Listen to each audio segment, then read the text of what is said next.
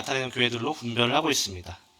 하지만 더욱 중요한 사실은 무엇이냐면 이것이 그 교회에만 이야기하는 것이 아니라 또 그 역사적으로 존재했었던 어떠한 그 세력의 교회들에게만 이야기하는 것이 아니라 오늘날 우리에게도 동일하게 주님께서는 칭찬을 하고 계시고 권면을 하고 계시고 책망을 하고 계시고 또 이기는 자에 대한 축복과 약속을 우리 성도들에게 말씀하고 있다는 사실입니다. 자, 첫 번째로 오늘 두아디라 교회에 대해서 함께 교제하겠습니다.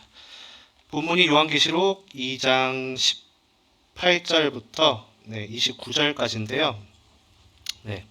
본문을 다시 한번 같이 읽어보도록 하겠습니다. 저희가 이 본문을 읽고 또 그 말씀을 같이 교제하는 것이 더욱 도움이 될 것 같습니다. 교독해서 읽도록 할 텐데 제가 먼저 읽고 또 여러분들께서 그 다음 절을 읽는 방식으로 진행하겠습니다. 두아디라 교회 사자에게 편지하라. 그 눈이 불꽃 같고 그 발이 빛난 주석과 같은 하나님의 아들이 이르시되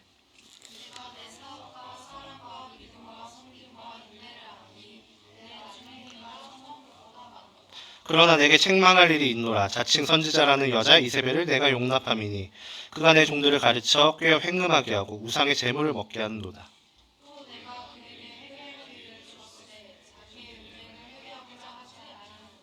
볼지어다 내가 그를 침상에 던질 터이요 또 그와 더불어 간음하는 자들도 만일 그의 행위를 회개하지 아니하면 큰 환난 가운데에 던지고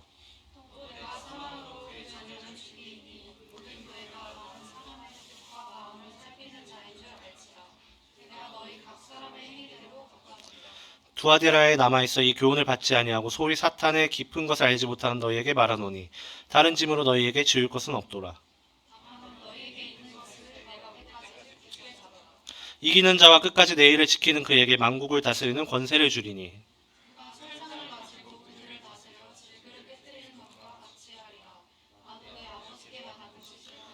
내가 또 그에게 새벽별을 주리라.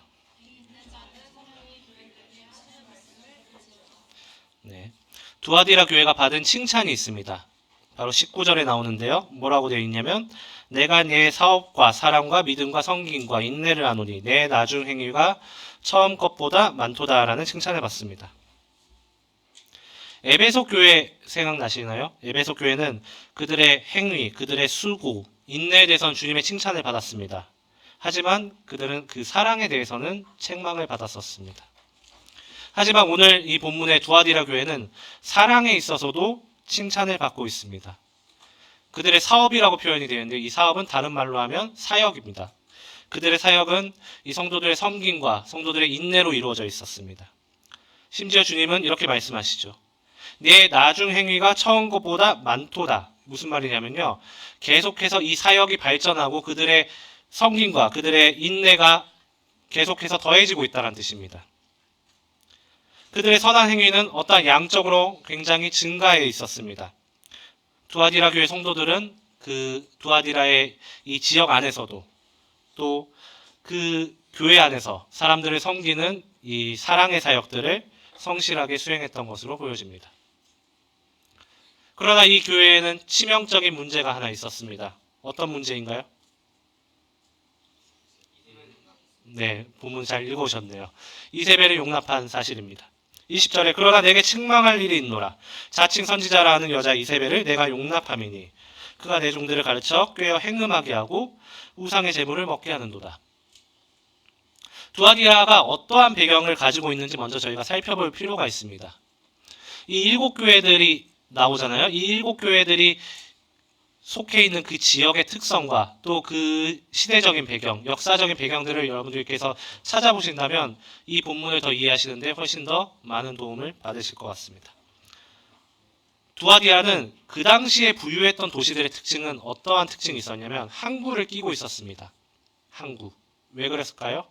어떤 무역을 해야 되고 어떤 물건이 들어오고 나가고 하는 것들이 필요했기 때문에 그 당시에 부유했던 도시들은 전부 다 항구를 끼고 있었습니다.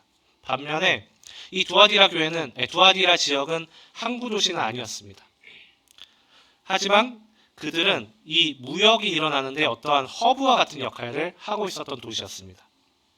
특히 이 지역은 제조업이 발달했다라고 나와 있습니다. 그래서 제조업이 발달하는데 제조업이 발달하다 보니까 그들의 이 생업에 종사하는 사람들 사이에 무엇이 있었냐면 길드라는 것이 존재했습니다. 길드. 길드, 우리나라 말로 다시 표현하면 조합, 뭐 노동조합 뭐 이런 말이 있잖아요. 그런 조합들이 있었습니다. 각자의 종사하는 업종에 따라서 그런 길드가 있었고, 당연하겠지만 어떤 길드에 속해져 있지 않다면 정말 많은 불이익을 당할 수밖에 없었습니다. 그 당시에 이 길드는 어떠한 경제 공동체일 뿐 아니라 어떠한 작은 사회를 나타내는 단위이기도 했습니다. 그리고 이 길드는 무엇과 연결이 되어 있었냐면 이 이방 신전들과 깊숙이 연결이 되어 있었습니다. 이 신전에서 그들은 이방 신에게 바쳐진 제물을 함께 먹고, 또 그 신전 안에는 어떤 이 제사장만 있는 것이 아니라 창기들도 굉장히 많았습니다. 그 창기들과 정말 수많은 행음을 즐기면서 함께 이렇게 연합되어 가는 경우가 빈번했습니다. 이러한 도시에 사는 그리스도인들은 어떠한 영향을 받고 있었을까요? 그들의 생업을 유지하려면 그들은 이 길드에 들어가야만 했었을 것입니다. 그래서 이 길드에 들어가서 이 방탕한 일들에 함께, 이 행음하는 일들에 함께 참여를 하든지, 아니면 그들은 이 가난한 길을 걸어가야 하는 이 둘 중에 하나를 선택을 할 수밖에 없었을 것입니다.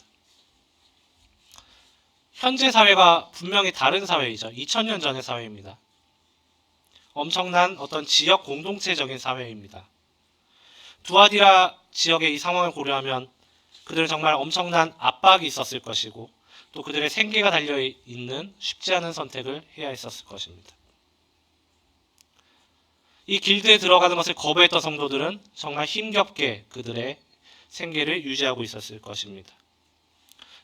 그리고 교회 안에서도 이 양심의 가책이 있겠지만 자신의 생계를 위해서 이 길드에 들어가고 또 그 우상 숭배를 하는 일에 참여했던 성도들도 있었을 것입니다. 이러한 상황 가운데 두아디라 교회가 누구를 용납하게 되냐면요, 자칭 선지자라 하는 이세벨을 용납하게 됩니다. 여러분들 이세벨이라는 이름은 잘 아실 것입니다. 이세벨이 누구일까요? 이스라엘의 아합 왕의 아내의 이름이죠. 아합 왕의 아내와 결혼한 뒤에 이 이스라엘 민족들을 바알과 아세라를 섬기게 만든 장본인입니다.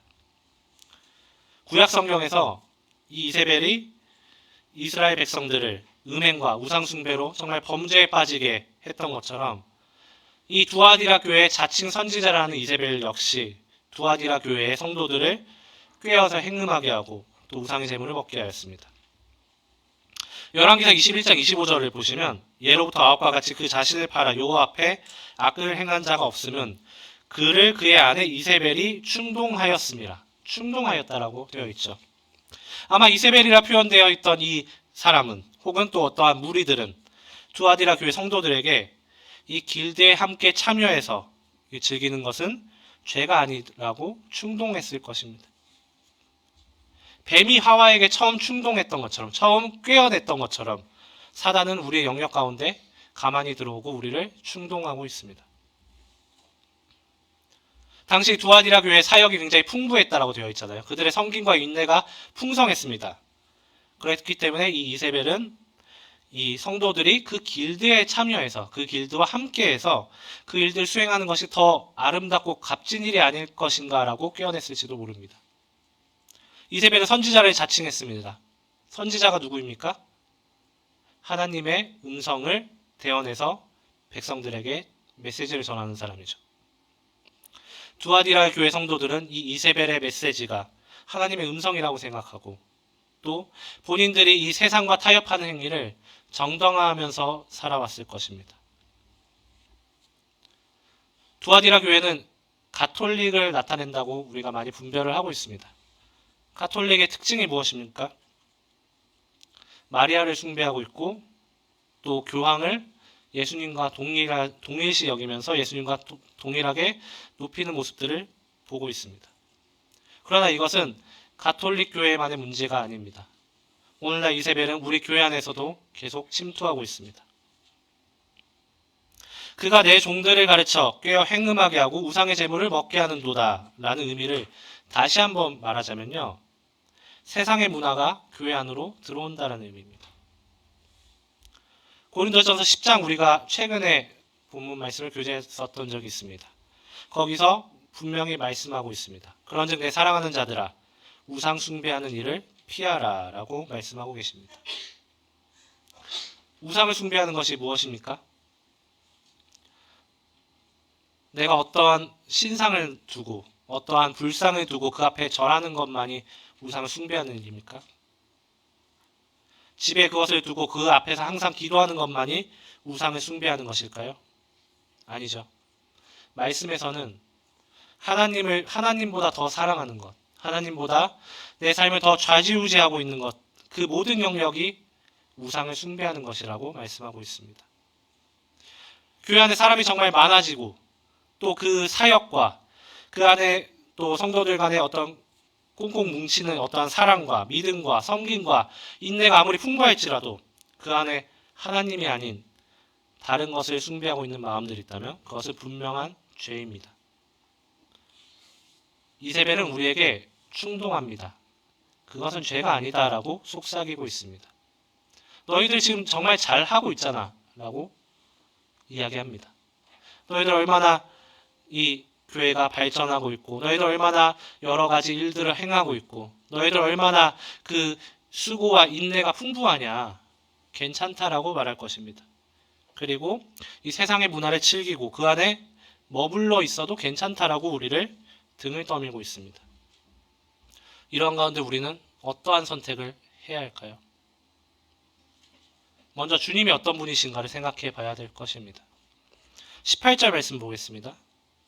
두아디라 교회의 사자에게 편지하라. 그 눈이 불꽃 같고 그 발이 빛난 주석과 같은 하나님의 아들이 이르시되. 두아디라 교회에 표현된 주님은 그 눈이 불꽃과 같고 그 발이 빛난 주석과 같다고 표현되어 있습니다. 하나님과 겸하여 이 세상의 가치관들을 받아들이고 있는 우리의 마음을 주님은 불꽃처럼 살펴보시고 우리의 동기와 마음을 심판하시는 분입니다. 빛난 주석과 같은 발은 무엇을 의미할까요? 주석은 매우 단단한 청동을 의미합니다. 주님께서 분명하게 그 사단을 밟아서 깨트리고 심판하실 것을 의미하고 있습니다. 21절에서 23절 한번 보겠습니다.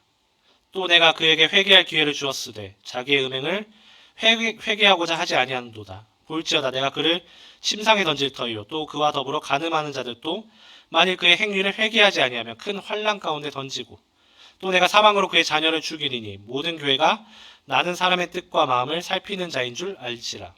내가 너희 각 사람의 행위대로 갚아주리라. 하나님께서는 계속해서 우리에게 회개할 기회를 주십니다. 그럼에도 회개하지 않고 이세벨과 더불어 행음하는 자들을 주님은 주석과 같은 발로 반드시 심판하신다라고 말씀하고 있습니다. 이것은 불신자들에게만 해당하는 것이 아닙니다.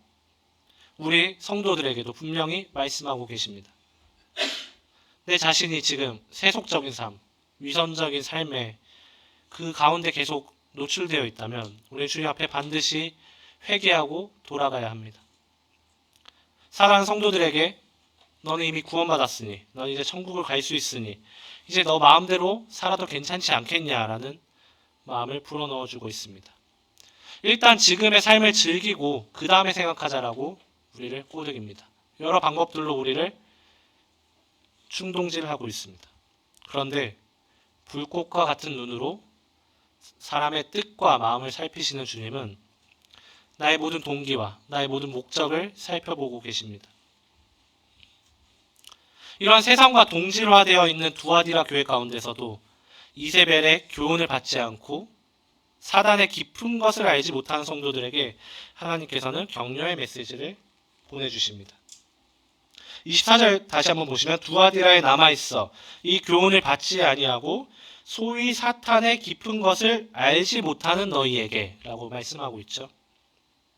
우리는 사단의 교훈을 받지 않을 뿐 아니라 무엇을 알지 않아야 하냐면요. 사단의 깊은 것을 알지 않아야 합니다. 알 필요가 없습니다. 지피지기는 백전백승이다 라는 말이 있죠. 무슨 말인지 다들 아실 것입니다.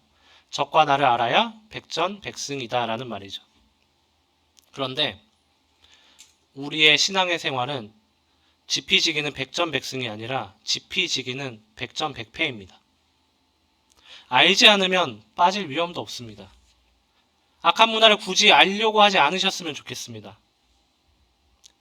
세상의 문화 가운데 내가 잘 녹아 들어가지 못한다고, 내가 그 문화를 잘 알지 못한다고, 내가 이 세상에서 위너가 되지 못한다고 해서 그것을 부끄러워하지 않으셨으면 좋겠습니다. 오히려 내가 하나님의 말씀을 알지 못하는 것, 내가 기도의 삶을 살아가지 못하는 것에 대해서 부끄러워하시길 바랍니다. 지피지기는 제가 백전백패라고 했잖아요. 백전백승을 할 수 있는 단 하나의 방법이 있습니다.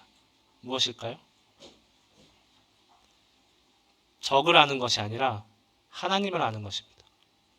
하나님을 알고 그 안에 거해야지만 우리가 백전백승이 될 것입니다. 이 말이 세상과 내가 단절해서 살아가라는 말이 아님을 여러분들 잘 아실 것입니다.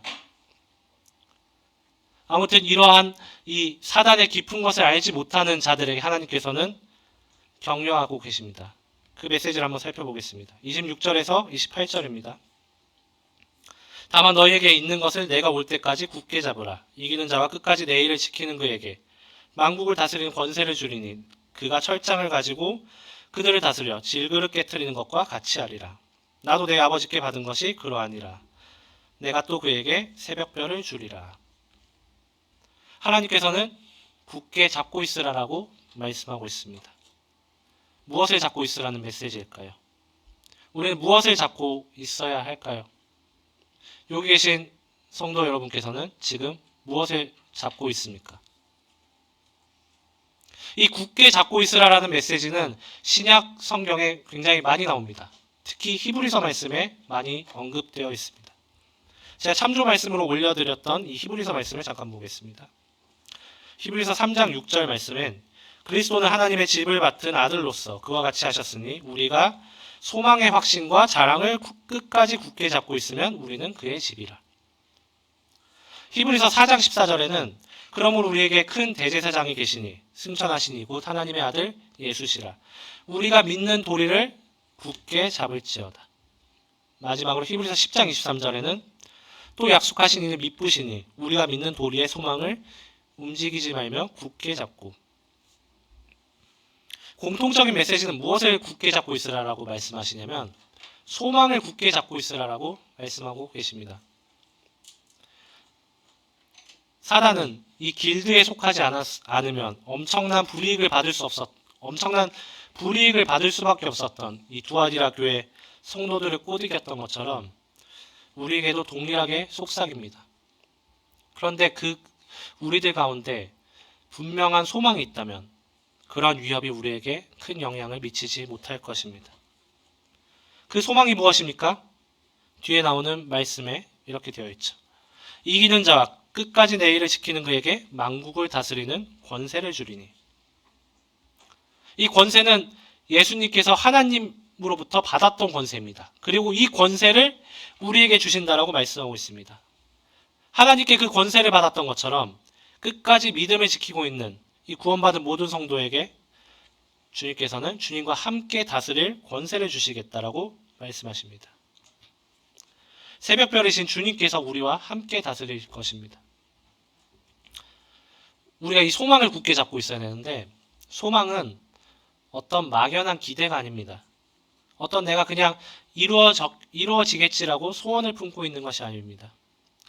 확실한 믿음과 확실한 신뢰를 가지고 하나님을 의지하는 것이 바로 소망입니다. 이 악한 세상 가운데서 하나님께서 주시는 이 소망을 가지고 우리는 하나님을 의지함으로 성도들과 함께 이 이세벨의 속삭임을 이겨나가야 될 것입니다. 다음 사대교회를 함께 보겠습니다. 계시록 3장 1절에서 6절 말씀이고요. 아까와 동일하게 교독해서 읽을 텐데 누구 한 분이 저 물 좀 갖다 주시면 감사하겠습니다. 다 움직이실 필요 없고 한 분만. 네, 감사합니다. 이렇게 물을 여러 잔을 대접해 주셔서 성도들의 사랑이 참 넘치는 것을 또 발견하게 됩니다. 계시록 3장 1절에서 6절 말씀이고 교독해서 읽겠습니다. 제가 1절 읽고 여러분들 그 다음 절 읽는 방식으로 하겠습니다. 사대교회 사자에게 편지하라. 하나님의 7명과 7별을 가지신 이가 이르시되 내가 네 행위를 아노니 내가 살았다 하는 이름을 가졌으나 죽은 자로다.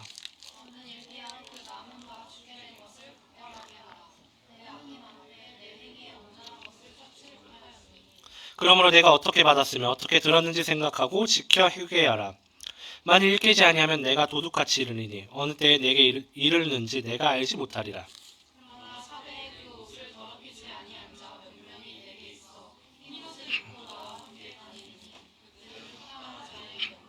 이기는 자는 이와 같이 흰옷을 입을 것이요 내가 그 이름을 생명책에서 결코 지우지 아니하고 그 이름을 내 아버지 앞과 그의 천사들 앞에서 시인하리라.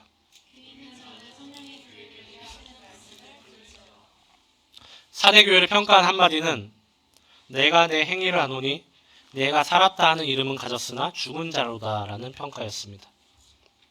사대교회는 겉으로 보기에는 생명력 있고 굉장히 괜찮은 것처럼 보였습니다. 하지만 실상은 생명이 없는 죽은 교회였습니다. 여러분, 죽은 교회라는 말을 어떻게 받아들여지십니까? 죽은 교회. 이거 굉장히 모순적인 말입니다. 교회는 거듭난 성도들의 모임을 이야기하고 있죠. 거듭났다는 의미는 무엇인가요? 하나님 안에서 새로운 생명을 얻었고 그 안에서 자라난다는 의미입니다. 그런데 이 교회가 죽었다라는 의미. 이 사대교회는 실상은 전혀 생명이 없는 가장 큰 책망을 받는 교회였던 것입니다. 앞서 저희가 두아디라 교회를 봤었는데 이 두아디라 교회는 그들의 사역, 그들의 행위에 대해서는 칭찬을 받았습니다. 그들의 인내와 수고, 또 많은 사랑의 결과들이 여러 많은 역사들을 하고 있었습니다. 그런데 사대교회는 그 행위조차 칭찬을 받지 못했던 교회였습니다. 이 사대교회가 있던 사대 지역은 어떤 군사상의 중심지, 상업상의 중심지, 그리고 무역이 발달하고 어떤 공업이 발달했던 도시라고 합니다. 또 특별히 금이 굉장히 많이 생산돼서 어떤 이 화폐의 단위를 금으로 쓰는 최초의 주화를 이곳에서 사용했다라고 알려져 있습니다. 경제적으로 엄청난 부를 축적한 도시였습니다. 또 지형적으로 높은 요새에 있었던 도시였습니다. 여러분들 요새 그 사극을 보셨는지 모르겠는데 거기서 보시면 이 수성전을 할 때 가장 중요한 요소가 무엇이냐면 지형입니다. 가장 높은 곳에 있는 이 성은 적들이 함부로 들어오지 못합니다. 적의 공격을 방어하는 이 힘을 가지고 있고 또 엄청난 부유한 이 부를 축적해 있었기 때문에 매우 교만하였고 또 사치와 향락을 즐기고 또 그들이 섬기는 우상은 시벨레라는 우상이었는데 그 우상을 섬기는 도시였습니다. 부유한 도시의 특징은 어떻습니까? 부유한 도시. 매우 밝고 깨끗하고 또 뭔가 이 활력이 있어 보일 것입니다. 사대교회의 모습도 그러하였습니다. 하지만 이 사대교회 역시 이 사대 지역의 문화에 젖어 있었고 사대교회 성도들은 경건의 모양은 있으나 경건의 능력은 전혀 없는 형식적인 모습만 지니고 있었던 것입니다. 2절 말씀에 내 하나님 앞에 내 행위에 온전한 것을 찾지 못하였노니 라고 말씀합니다. 주님은 내가 네 행위를 안다라고 말씀하십니다. 앞서 두아디라 교회에 말씀하신 것처럼 주님은 이 사대 교회에 얼마나 많은 사람이 모이는지, 얼마나 풍성한 물질을 가지고 있는지, 얼마나 세상의 이름을 떨치고 있고 그들이 얼마나 어떤 사역을 하고 있는지 그런 것들을 가지고 말씀하지 않습니다. 그들의 삶을 보시고 그들의 삶으로 평가하고 계십니다. 이러한 사대교회 가운데 이 본문은 세 가지 고면을 합니다. 첫 번째로 3장 2절 말씀인데요. 너는 일깨어 라고 되어 있습니다. 다시 말하면 깨어라 라고 표현할 수 있겠죠. 깨어 있으라. 누가 많이 말씀하신 말씀일까요? 깨어 있으라. 예, 예수님께서 말씀하셨죠. 깨어 있으라. 근데 문제는 우리가 이 깨어 있으라까지만 기억하고 있습니다. 본문을 한번 찾아보시면요. 주님께서는 깨어라 이후에 다른 말씀을 하나 더 붙이십니다. 무엇인지 아시나요? 네. 한 분이 대답하셨는데요. 마태복음 26장 41절을 보시면 시험에 들지 않게 깨어 기도하라라고 말씀하십니다. 깨어 있다는 것은 단순히 눈을 떠라라는 말이 아닙니다. 정신을 차리고 있어라라는 말이 아닙니다. 깨어서 기도하라라는 말입니다. 우리가 왜 깨려고 노력하는데 계속 실패하는지 아십니까? 기도하지 않기 때문입니다. 예수님이 잡히시기 전날 밤에 제자들과 함께 감람산에서 기도하셨던 일들을 여러분들 기억하실 것입니다.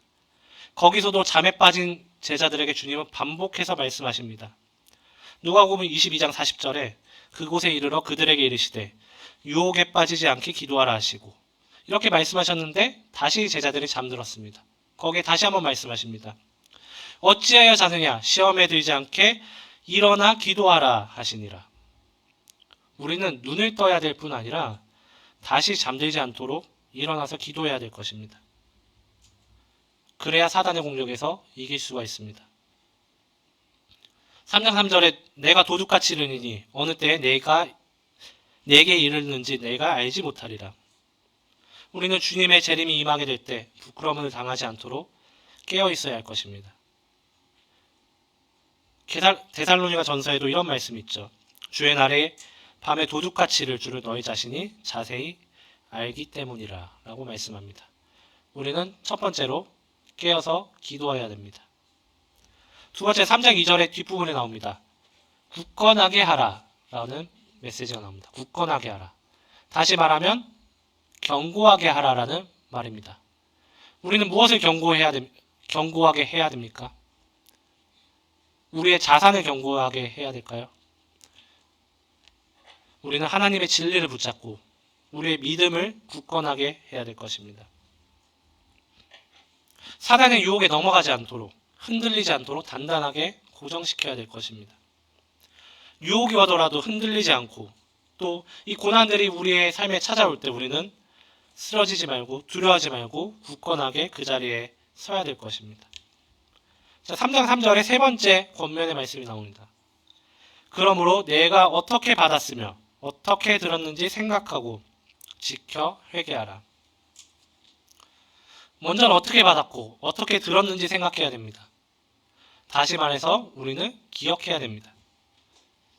우리가 받았던 그 말씀들, 우리가 느꼈던 그 구원의 기쁨들, 그것은 우연으로 온 것이 아니죠. 우리가 잘나서 우리가 그것을 받고 듣지 않았습니다. 주님의 은혜와 주님의 사랑이 우리에게 분명히 미쳤던 것입니다. 이것을 항상 우리는 먼저 생각하고 기억해야 될 것입니다. 두 번째로 무엇이라고요? 지키라고 되어 있습니다. 지켜야 됩니다. 빼앗기지 말고 보호해야 됩니다. 우리가 받았던 진리, 우리가 들었던 이 말씀들을 우리는 기억할 뿐 아니라 우리는 그것을 지켜야 됩니다. 진리에 거할 수 있도록 우리는 굳게 붙들고 있어야 됩니다. 세상의 유혹들이 우리를 속삭입니다. 우리를 충동질합니다. 그 가운데서 우리는 내가 받았던 말씀들, 내가 들었던 말씀들을 기억하고 지켜야 될 것입니다. 세 번째로 회개하라라고 말씀합니다.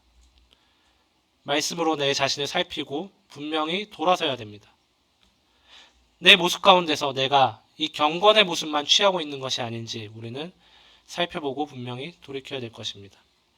그리고 이것은 주님께서 오실 때, 우리가 주님의 얼굴을 뵐 때 부끄럽지 않도록 즉각적으로 행해야 되는 주님의 명령입니다. 이 경고의 말씀들, 이 권면의 말씀들에 대해서 우리도 예외가 아닙니다. 우리도 깨어 있어야 되고, 우리도 굳건해야 되고, 우리도 회개해야 될 것입니다. 말씀 하나 한번 찾아보겠습니다. 베드로전서 5장 8절에서 10절입니다.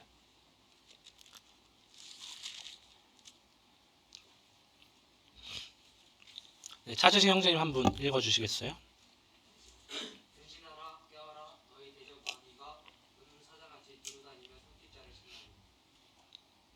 8절부터 10절까지. 네.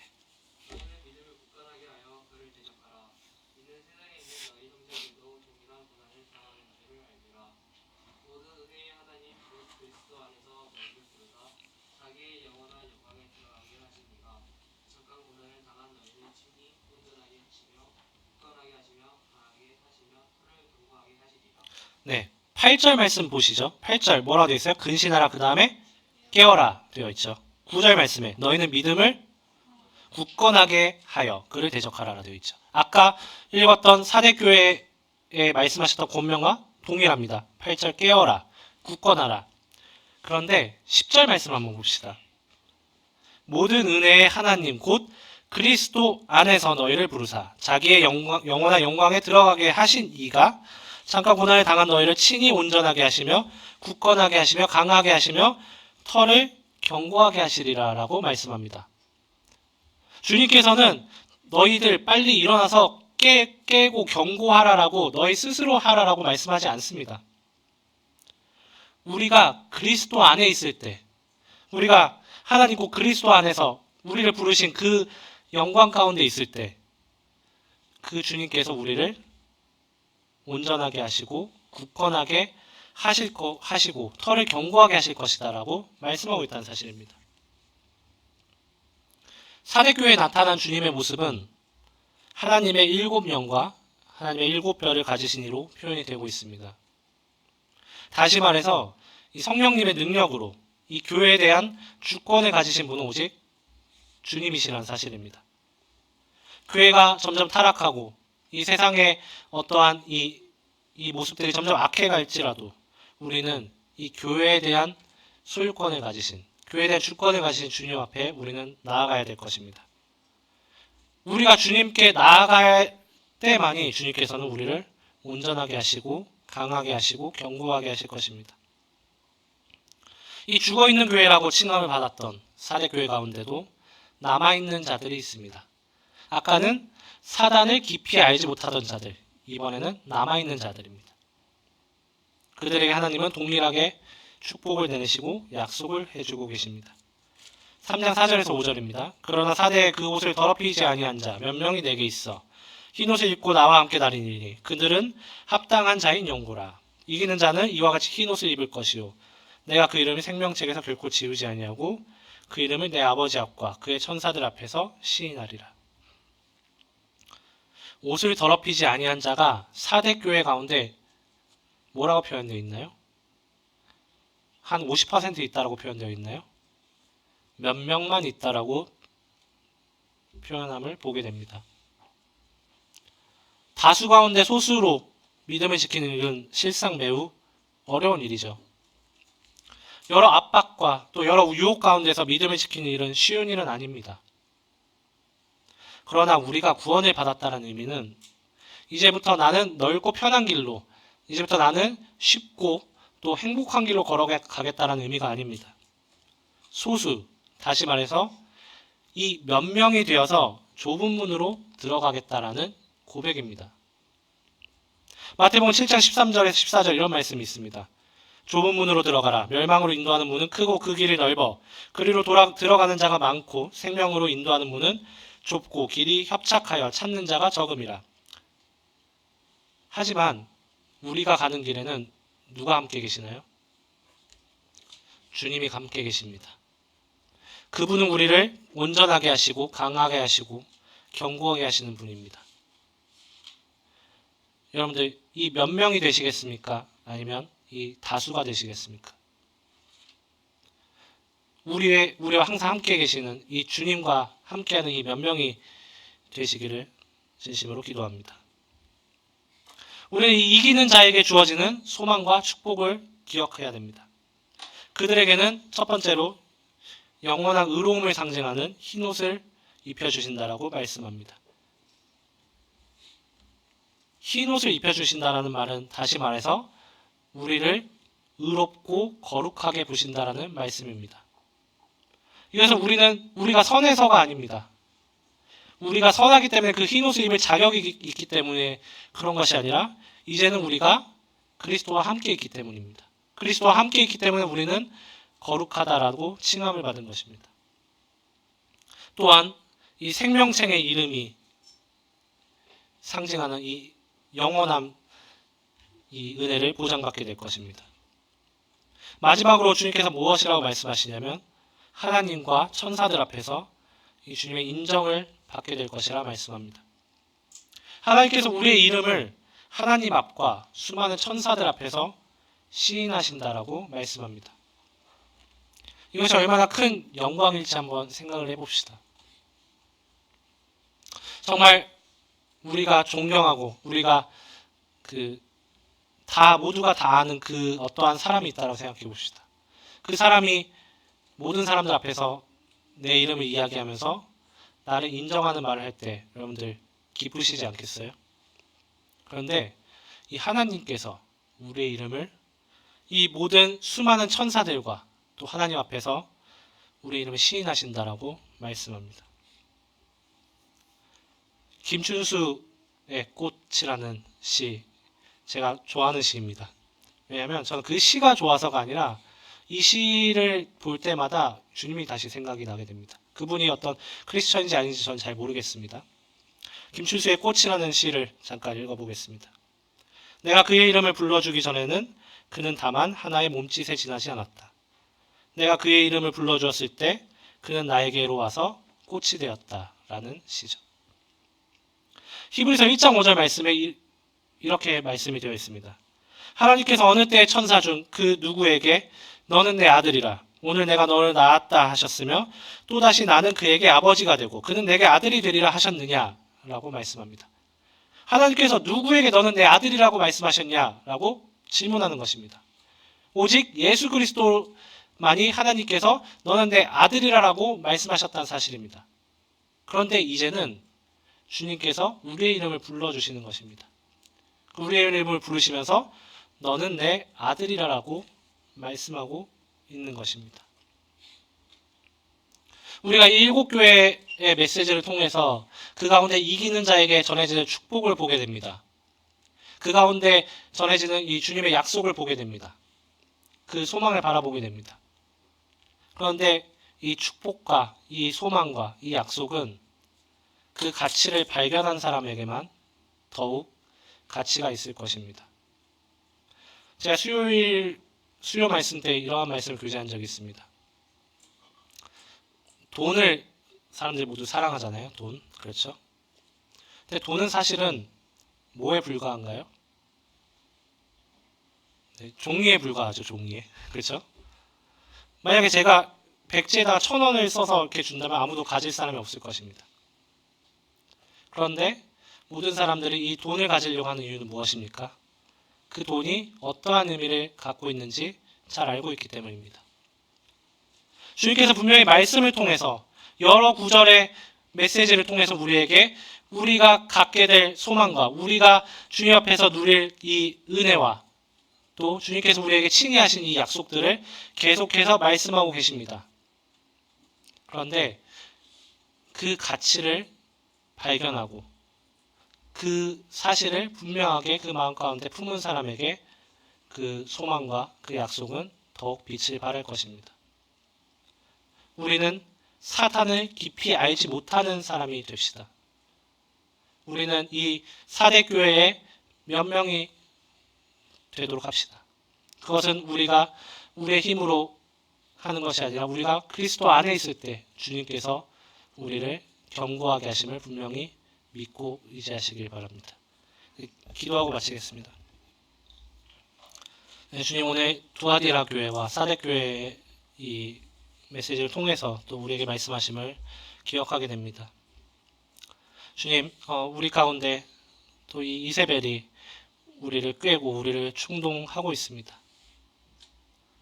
하지만 우리 안에 계신 이 그리스도가 있기 때문에 또 우리 안에 계신 성령님이 계시기 때문에 우리는 이 가운데 당당히 걸어 나갈 수 있습니다. 우리의 팔이 되시고 또 우리의 보호자가 되시는 우리 주님을 의지함으로 저희가 이 세상 가운데 맞서고 항상 깨어서 기도하기 원합니다. 오늘 모인 청년들 가운데서도 주님 더욱더 사랑이 넘치게 하시고 또 그 교제 가운데 서로를 위로하게 하시고 또 서로를 위해서 기도하고 또 서로를 돌아보는 이러한 놀라운 일들이 일어나게 주님 기도합니다. 세상의 교회들이 점점 타락해가고 있고 악해져가는 이러한 세상 가운데 주님 빛과 소금으로 부르신 우리의 이 목적을 분명하게 다시 한번 생각하기 원합니다. 예수님으로 기도했습니다.